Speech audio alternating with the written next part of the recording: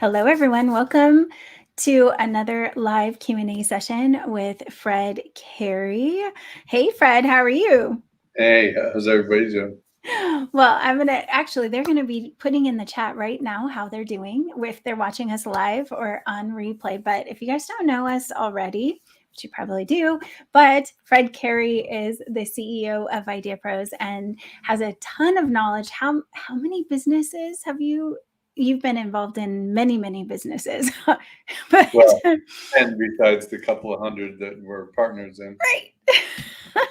So a lot, and we have products and apps that are coming to market. So these Q&A sessions are designed to help you get answers to the questions that keep you up at night, and that can be anything entrepreneurial. I mean, Fred actually goes into mindset on his Instagram channel, so it could be personal because you're not just a business, you're a person and a business. So let us know what questions you have. Hey, Sherry. Hey, Odin. Good to have you guys here. Just pop a question in the chat if you guys have one. We have a list of some that we're going to go through first, and then we'll catch you guys over in the chat.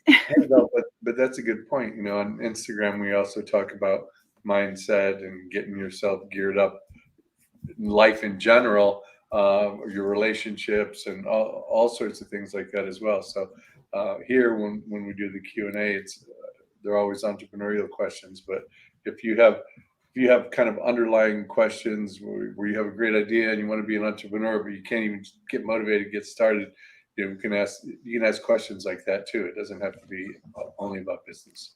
Exactly. Well, and if you guys haven't checked it out, official Fred Cary over on Instagram, it's awesome. And he gives daily advice, daily.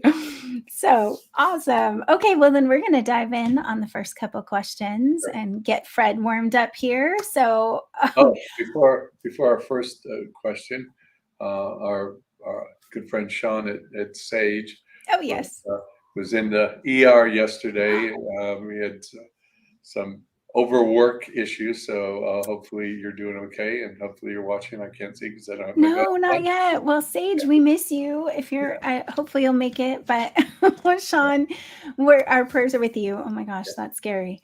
Well, I know it's not unusual. We've had quite a few people out and sick lately.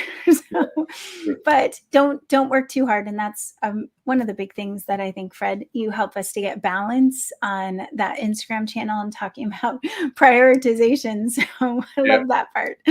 Well, on the topic, this is probably, I would say, one of everyone's favorite topics, but that's money. And the question is from Jalal: how do I raise funds for manufacturing?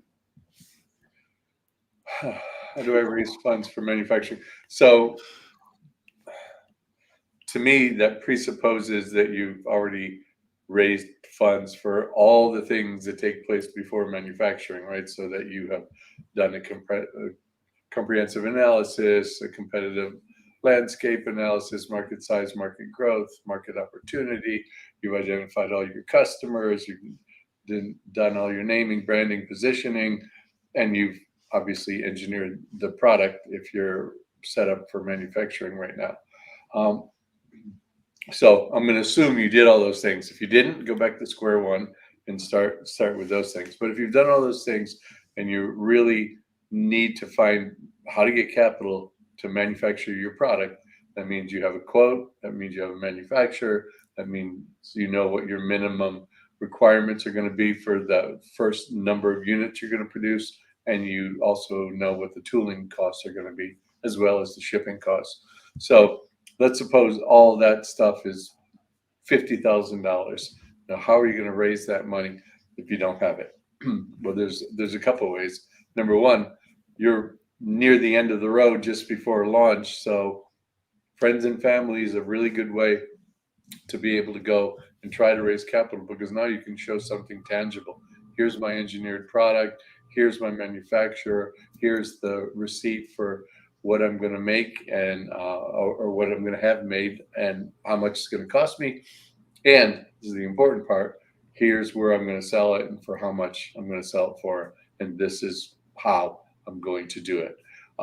Now you have something that's pretty robust, fairly black and white, that people around you who are related to you can pony up a little bit, even if it's 1,000 here, 2,500 there, whatever. You have a much better chance of raising money like that. Another way to raise money is with small business loan or small SBA loan. Even if you have another business, for example, you could borrow money on that business to get your new product started out. You could get personal loans. There's a lot of banks now that I know, at least 2 or 3, that'll give you a credit card, a $50,000 credit card with 0% interest for 18 months. Wow. And so you can basically get that card, pay 50,000 with that card, and then just pay off over the next 18 months. If you go over 18 months, you're going to start paying interest, and the interest is probably going to be in the 20% range. So make sure you have a plan to get it paid off. Those are some good ways to do it. There's also companies, depending on what you're building and whether you're going to have any inventory, there's also factoring companies, which are companies that will give you money on the basis of, for example, let's suppose you got that 50,000 and you're going to get, with that $50,000, you're going to get 25,000 widgets, and you have an advance purchase order from a reputable company saying that of those 25,000 widgets, they want 10,000 of them. You can go take that purchase order and go to a factoring company, and they can pay you up to 90% of what that purchase order is, and you can use that to go get the manufacturing dollars. And then the final way is by doing a crowdfunding event. But with crowdfunding, the beauty of crowdfunding is you have the event without having the product, but you have to pay a marketing agency that will work with you. We use the 2 of the biggest ones, and you also have to have an advertising budget. So that in and of itself could cost you 50 grand or so to be able to pull that off. But the beauty of that is you're raising the capital to go ahead and pay for that manufacturing cost. So those are some of the ways. That's awesome. And I love how you said that to crowdfund, you have to actually have funds to raise funds. So a lot of people think, hey, I'm just going to crowdfund it and it's going to come out of thin air. And that's not the truth. Well, over 70% of crowdfunding efforts raise $0 because people just go and you can go right now. In half an hour, you can have a page up. And they'll put a page up with their product on there and ask, and over 70% get 0, because think of that new star up there in the heavens, in the universe. It's there, it's powerful, it's amazing, but you don't know it's there. Nobody knows it's there. Nobody's going to see it. It's just like your page in a crowdfunding platform. The only way anybody sees that star is if you have that telescope called advertising, and you point it right to where the star is, and then you're able to attract people to that telescope to look, see the star, and buy the product. That is advertising dollars. And on top of that, marketing agency will help you have a real polished page that has video, that has still, that shows your product in action. So you're going to have a prototype. So it's, to do it right, you got to spend money. I love that. And actually, Craig he has a page up now at Wefunder, which is a little bit different than the average crowdfunding. Can you tell us a little bit about Wefunder? Well, Wefunder is an equity crowdfunding platform. Wefunder, Start Engine, they're 2 of the biggest ones. And the difference between regular crowdfunding that I just talked about and equity crowdfunding is, with regular crowdfunding, you are taking your product that you want to have built. In fact, in some cases, you don't even have it engineered yet, and you're getting people to give you money for advanced orders so that they get the first products that are developed. And those things could be 10 months out, a year out. But people, the type of people to go on there and buy those things are, they as much want to invest in you and give you an opportunity as to get the product that you want. Equity crowdfunding, on the other hand, is you can raise up to $1 million and I think $70,000 with equity crowdfunding, with a letter from a CFO saying your books are good. You can raise just over 100 without any of that. And what that is people are actually just like buying stock. They're buying a position in your company. It's almost like a public company that you end up with, except it's a pseudo public company. You can't trade it. The people who buy the stock from you don't really have any voting rights until something happens where you're going to go public, or whether you decide you want to pay them back. Basically, once a year, you let them know how the company's doing. So it's people who are betting on your future because they think that what your idea is, what your company is something really good. I love it. Awesome. So we're going to go into a, oh, yes, you can hear me. Okay. We're going to go into a couple other questions really quick here, but I know, Craig, you had a whole bunch of questions. We might have to cover some of the other ones later. Thank you for submitting them, though.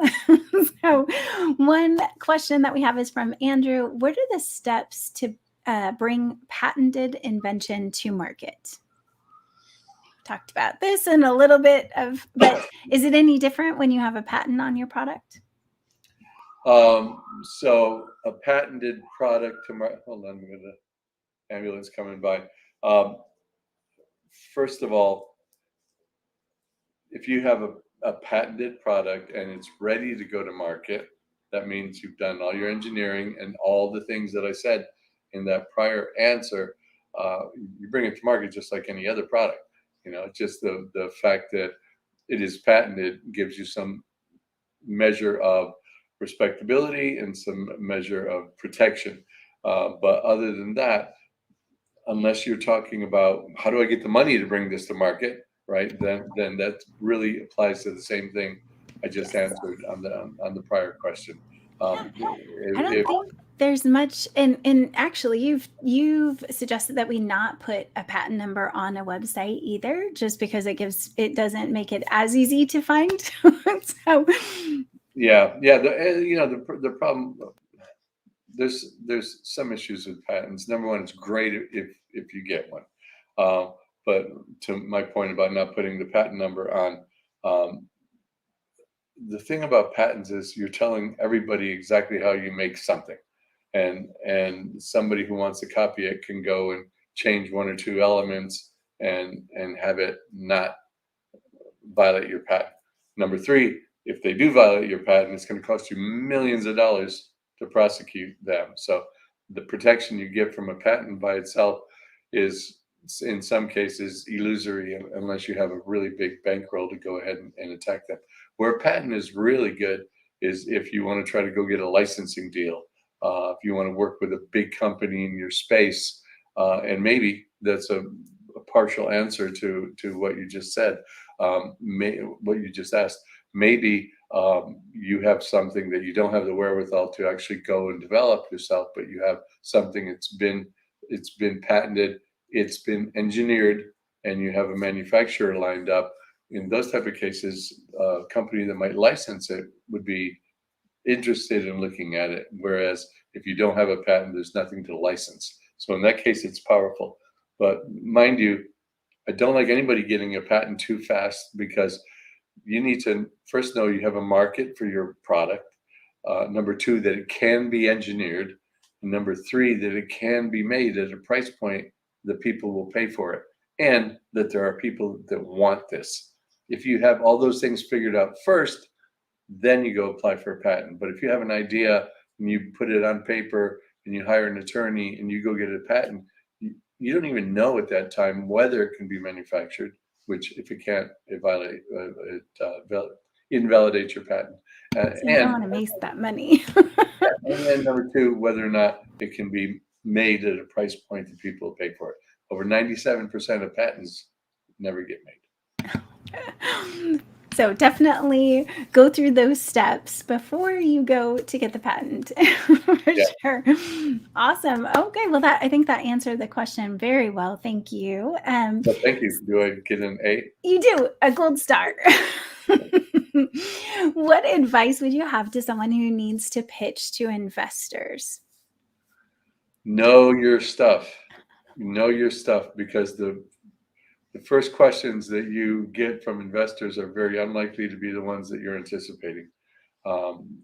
So you really need to understand. And what I said in that first question applies to anything. you really need to understand your market. What is the market size that you want to go into? What's the growth in that market? Because if I'm an investor, I want to know the market you're going in, is it something that's growing? Do we have an opportunity to put money in, get you started? And if you do things right, have your business grow. So what's the market size?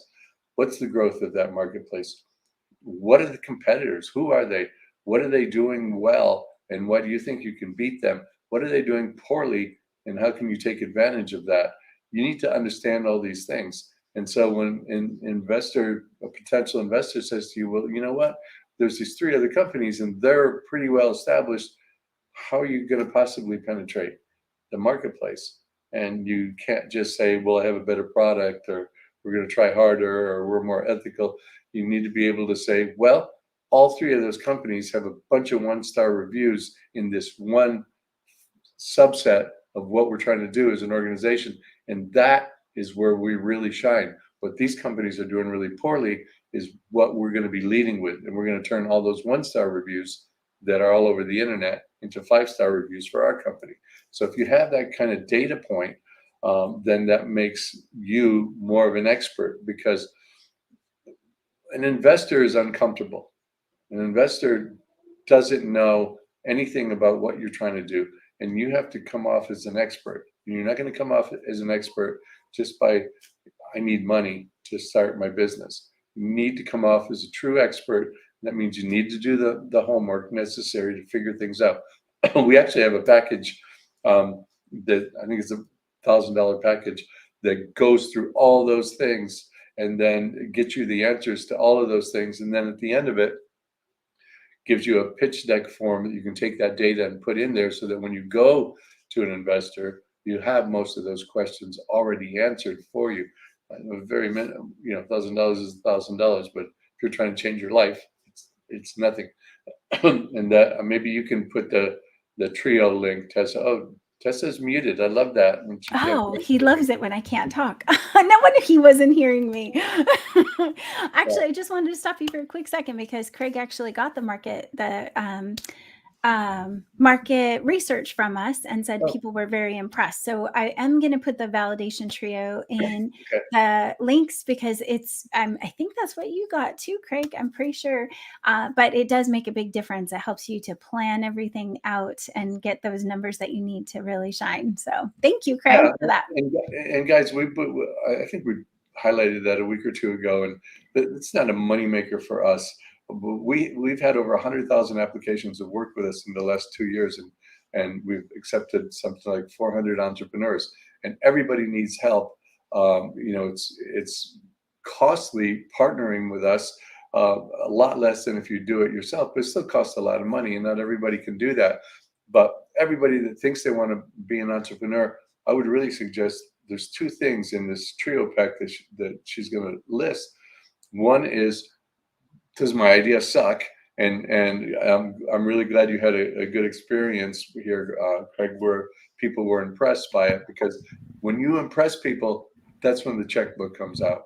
If you're sitting there and stammering and don't know answers to a lot of questions, people are going to, why should I take a risk on you? So the one element is, how do I take my idea and make it something that I understand completely, and I know what I'm trying to do, and I know how to get to building my own company. And the other piece of that, I think it's a couple $100. It's a video course set for me. It's 15 modules in it, and it really talks about purpose-driven entrepreneurship to really train you to be a boss, to go in there and command the stage when you're talking to investors, know what you're talking about, know what to expect from them, and know kind of your greater purpose on top of the business that you're trying to start. So guys, if you're watching this and you're trying to start a business, I think the total between the two is like $1,100. So it's something that I think we'd be foolish not doing, because I've had 35 years of experience in those two things. So that's. I hope I answered the question. Yes, I think you did. Thank you. All right. So actually, I have two more questions. I'm going to take some from the chat. If you haven't put your question in, feel free. Christine asks, do you have any tips for asking people to be part of your company in return for equity? Saves the money.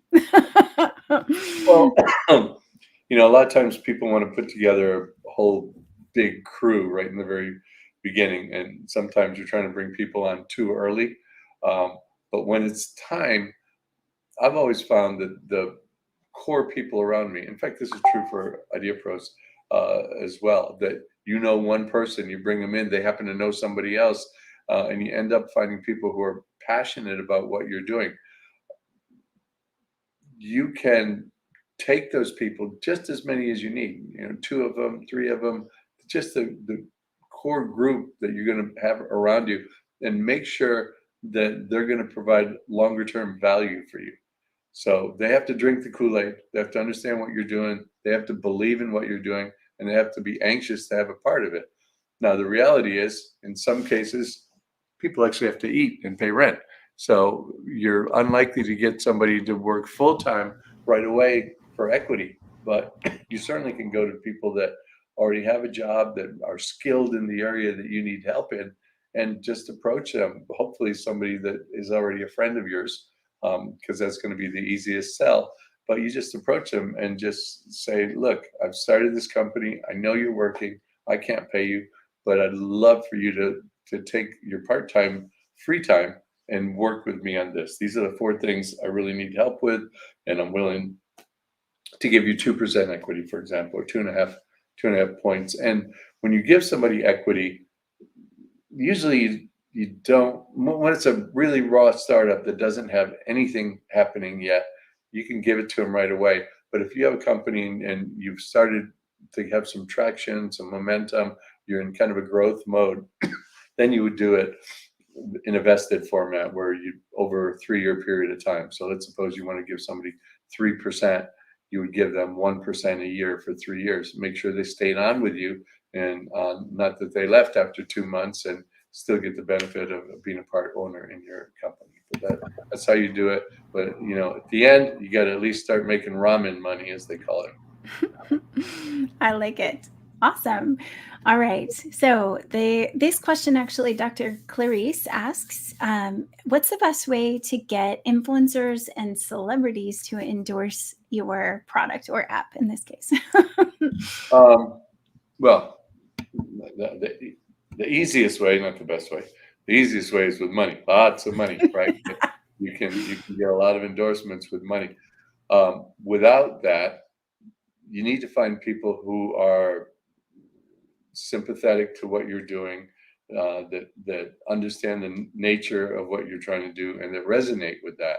If you can find people like that, then it's more likely that you can sit with them, explain the cause, explain the movement, explain what it is you're trying to sell, and get participation.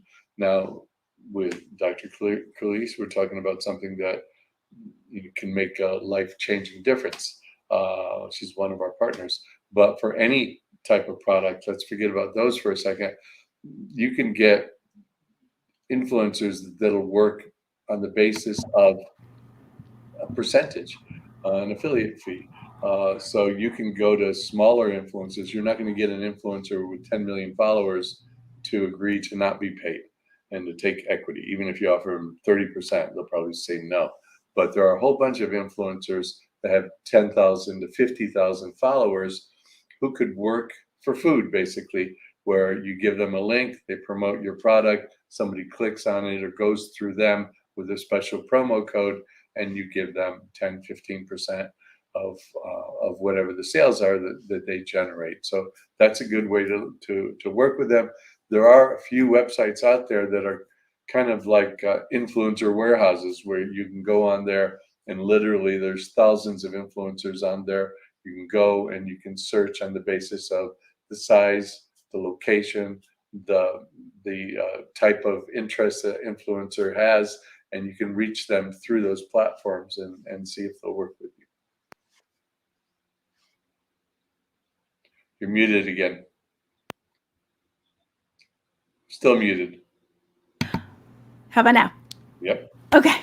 my heavens. I've pushed the mute button so much I think it's broken. It's not reacting. So I was just going to say that the influencers that you have, I have a couple resources I will link to you guys, but the affiliate links like shareasale.com is a great way to go because you can sign up for it. You can also get qualified to offer it to other people. There's a number of different affiliate programs you can use, but just a good old tracking link is at least the bare minimum you could definitely give to your friends and offer kickbacks if things are purchased. The other one that I wanted to mention is that you can have those sites that you can go and shop around on. They also have sites where people will try out your product and not from an influencer standpoint, they'll just create videos. So user generated content. Sometimes Yeah, you don't. what is that one? The Yeah, video. Billo. I love Billo. BILLO.com. You do have to send your product, but it is so much fun. I think it's Billo.com. There might be a different extension, but just look up Billo videos and people will create user generated content and review your product and actually utilize it. So it's a great one to go to if you have something to send to them. Now, apps are a little different because you might be building, there's a lot of software locations that you can promote your software out to. I know AppSumo is amazing. If you guys haven't checked out AppSumo, if you can get your app on there. I love it. I buy it all the time. So AppSumo has like one-time purchases. You do have to pay to participate in AppSumo, but they are marketing to everyone. Once you visit the website, you'll see all of their retargeting ads. But if you can get your software into that, you'll have a base or at least a really strong core of people that will start out with it.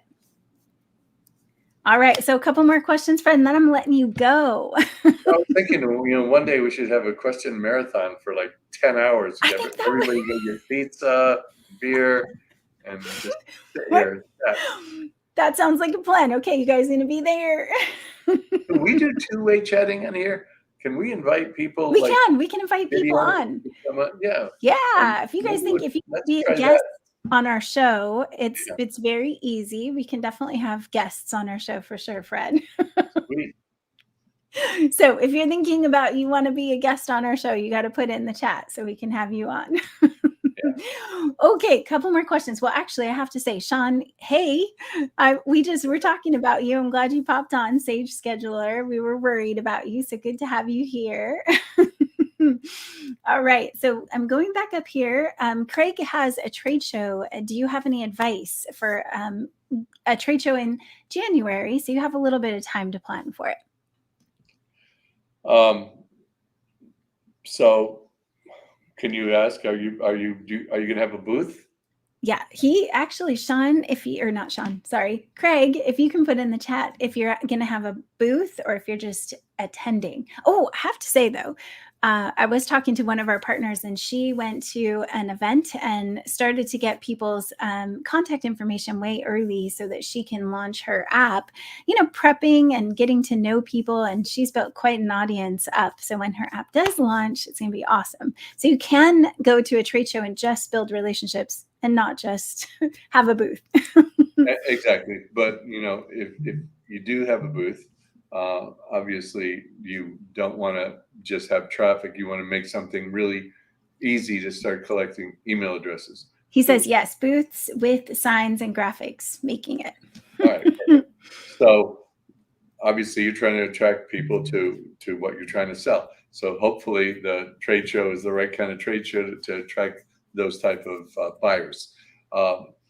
A lot of times people are not going to make a sale, make a purchase at a trade show, but you need to get them to stop and you need to get them to pay attention to what you're doing, and you need to have something that's really powerful and compelling to, at the very least, collect their email addresses and preferably phone number too. So you can give things away. You can have contests. You can have little lanyards and bags and different things that have your materials on that people can pick up, because people are like pack rats at those things, and they pick up materials. But the most valuable thing you can do is collect their information, not just let, if you have a pencil with the name of your product on it, that's good. They have it. It's going to end up in their trunk with all the rest of the stuff that they have for when they come back from the trade show, and people may or may not look at it. So anything you can do to get an email address, to understand the business need that this person has. So as much dialogue as you can have. Somebody comes in, you give them a very quick pitch on what you're doing. You have a form where they can put in their interest, try to get their website, try to get their position in the company that they're with, unless this is a consumer trade show, of course. And and all bets are off if it's a consumer trade. So forget everything that I just said, because you're going to want to make them purchase right then and there if it's a consumer show. But if it's a business trade show, then collect as much data, as much information as you can, which means you have to have a compelling reason for people to stop. And people will not stop unless you have, and I know you said you have graphics and everything, make sure you have 1 or 2 bullet points that clearly talk about a real interest that people are going to want to think about. Do you have 30 seconds to change your life? Would you like to double your revenue next year? Would you, those type of questions, people are going to stop and at least read a little bit more. So make sure you have something out there that's very compelling, stops people in their tracks, and gives you an opportunity to get them to sit down or come up to your counter and fill out some information so you can give them more information. And follow up. Yes. A lot of people collect information at these shows, send one email, they don't hear anything back, and that's done. Just pester them until they tell you they're going to get a restraining order against you if you contact them again.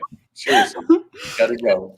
I love it. Well, and I do, Julie, you mentioned the card scanners for sure. There's tons of apps out there which scan the cards. Even better if you have a QR code and they go to sign up. I was, and actually Odin over there in the chat, we set up a booth for a trade show where they were giving away one of the products, like a couch, a whole couch, custom couch.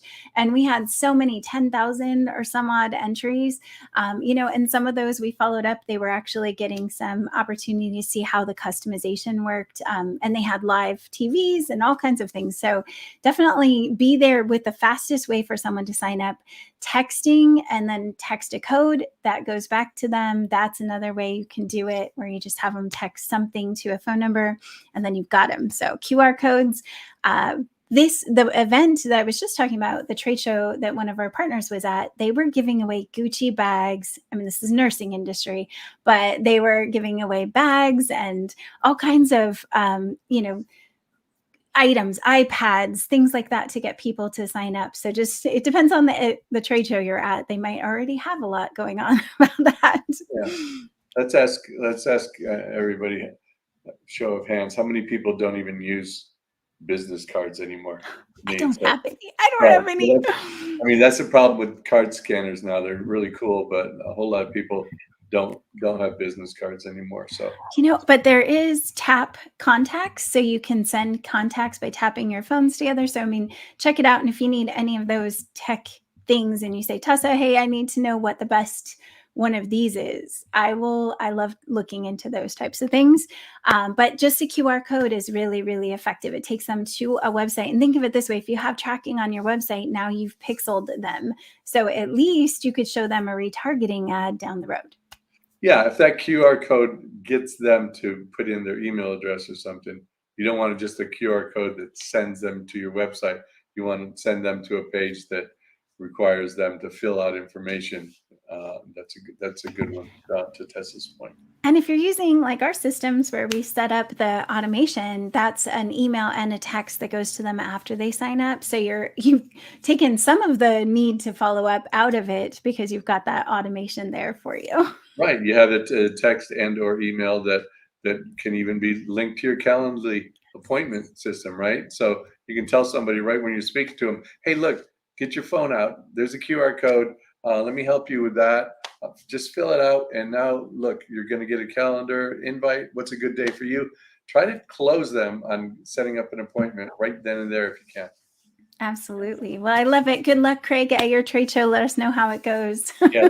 So thank you, Fred. I appreciate you being here. And if you guys didn't get your question answered, I will stash them away for the next Ask Fred. And we'll see you guys all next week. All right. Take Thanks, care, Fred. everyone. And I'll let you go, and then I will finish out. Oh, all right. Awesome. Sherry, I know you said that you had a lot of success when you you were walking around instead of having a booth. That's awesome. I can't wait for your product to come out as well. And thank you, Sean. I saw, or other Sean. I saw you over on YouTube. Glad to have you here. And guys, we're here every Friday at noon Pacific time. So if you haven't had a chance to do this, hit the bell so you get the reminder. That way you know when we're going live, or you can hit get a reminder in our post, sign up, and then we'll text you notifications when we go live. Thanks so much. We'll see you guys all next week.